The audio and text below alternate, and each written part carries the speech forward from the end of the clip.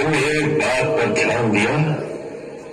पापा महाराज, नंद के घर में यह पुत्र उसी रात को हुआ जिस रात कारागार में देवकी के गर्भ से कन्या ने जन्म लिया था। कोई रात बड़े महत्व की रात है। जिस नंद के यहां संतान होने की कोई आशा नहीं रही थी, उसी रात को उस नंद के घर में एक पुत्र का जन्म होता है। और उसी रात को देवकी की गोद में जो कन्या मिलती है वो मांगी नहीं थी। हाथ से छूटते ही उसने अपना असली रूप धारण किया और उसने यही कहा कि तुझे मारने वाला जन्म ले चुका है। जरूर हमें पूरा विश्वास है कि वही बालक है जिसने देवकी के अष्टम गर्भ से जन्म लिया। कारागार से निकलकर किस प्रकार यहां पहुंचा, किसने द्रोह किया, इसका पता लगाना चाहिए। जरूर अब इस बात का पता लगाना असंभव है महाराज, क्योंकि उस बंदी गृह में जितने प्रहरी थे जो इस प्रकार द्रोह कर सकते थे, उन सबको आपकी आज्ञा से हाथी के पैरों तले मरवा दिया गया। अब इस रात की कहानी सुनाने वाला कोई जीवित नहीं है। वो जीवित नहीं रहे, किंतु वो बालक हमारा काल जीवित रहेगा। जरूर तुम और किसी बालक की ओर ध्यान नहीं करो, यही जिसे लोग नंद का पुत्र समझते हैं, ये भी है जिसकी हमें प्रतीक्षा थी। और इस बात का मुझे पूरा विश्वास है। महाराज, यदि ये सत्य है कि ये देवकी की 8वीं संतान है, तो फिर चिंता किस बात की? अब उस अकेले बालक से निपटना कोई बड़ी बात नहीं।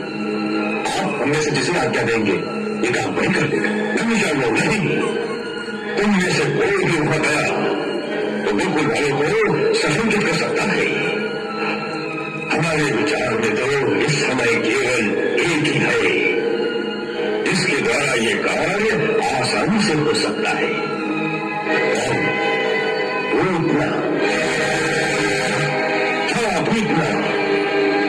आकाशों की बहन पूतना महर्षि दुर्वासा की कृपा से वो बहुत सी मायावी विद्याएं जानती है। वो इच्छाधारी है, आकाश मार्ग से जा सकती है, अनवांछित कोई भी रूप धारण कर सकती है। से कोई भी नहीं पहचानेगा। आकाशुर, तुम्हारे जाकर पूतना को हमारे पास आने के लिए कहे। तुम्हारे साथ हमारे युद्ध में उसने हमें अपना भाई बनाकर तुम्हारी प्राण रक्षा की थी। उस रिश्ते को निभाने का समय आ गया है। उसे कहो, तुम्हारे भाई को तुम्हारी आवश्यकता बड़ी है और उसे कुछ मत कहना। हमारे पास आने पर हम उसे समझाएंगे कि इस बालक का नाश कैसे करना होगा।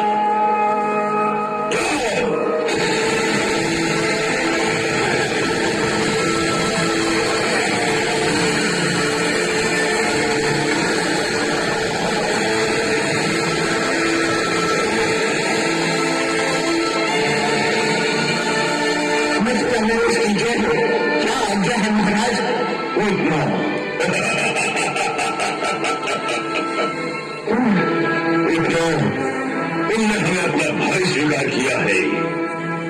आज हमें तुम्हारी सहायता की आवश्यकता है। आज आज्ञा दे, पूतना अपने प्राण देकर भी भाई की सेवा करेगी। हाँ, इसमें गोकुल ले जाओ और वहां नंद के घर में एक नवजात बालक है। कहते हैं उसका जन्म आज से 7 दिन पहले यशोदा के गर्भ से हुआ।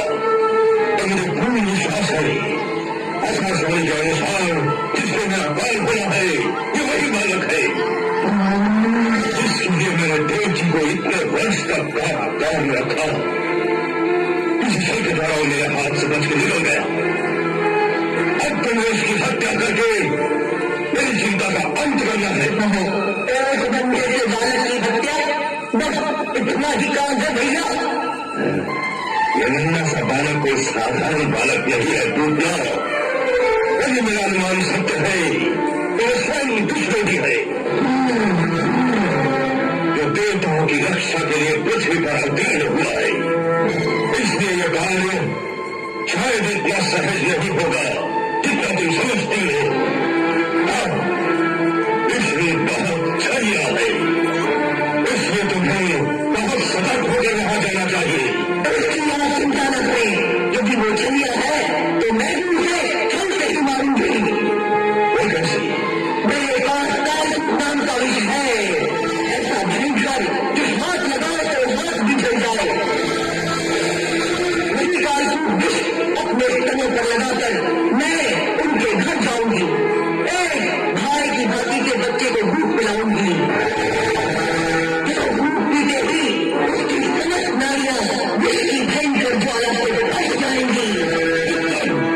अति उत्तम, दूध के लगी जाओ, क्योंकि नमस्कार समय स्त्रियों की स्त्रियों होगी, पुरुष तो भोजपुरी के समय भी खड़े आएंगे। अच्छी बात है, मुझे आज्ञा दीजिए। जाओ, आज विजयी होकर आना।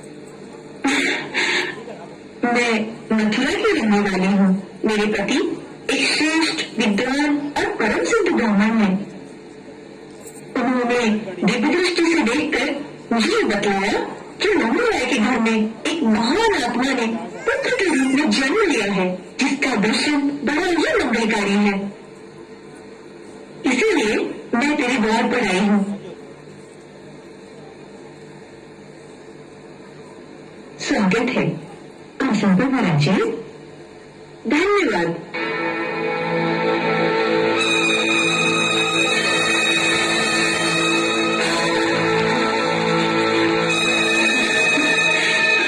ब्राह्मण पत्नियों इसलिए कोई भेंट तो नहीं दे सकती, लेकिन मेरे बालक को आशीर्वाद अवश्य दे सकती हूँ। मेरे तपस्वी पति की सहायता और कृपा से मुझे दो सिद्धियां प्राप्त हैं।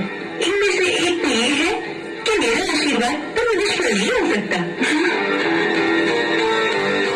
ना इसे मेरी गोद में दे दे, मैं इसे लंबी आयु का वरदान दे दूंगी।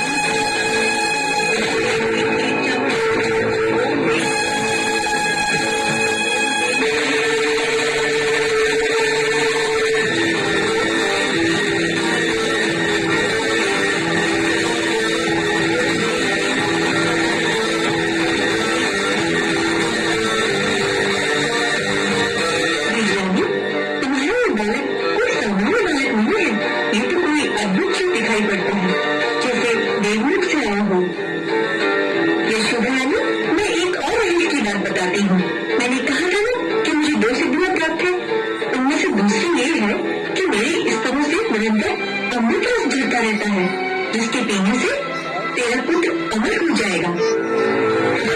अतः मैं इसके भाई बनकर इसे अपना दूध पिला देती हूँ।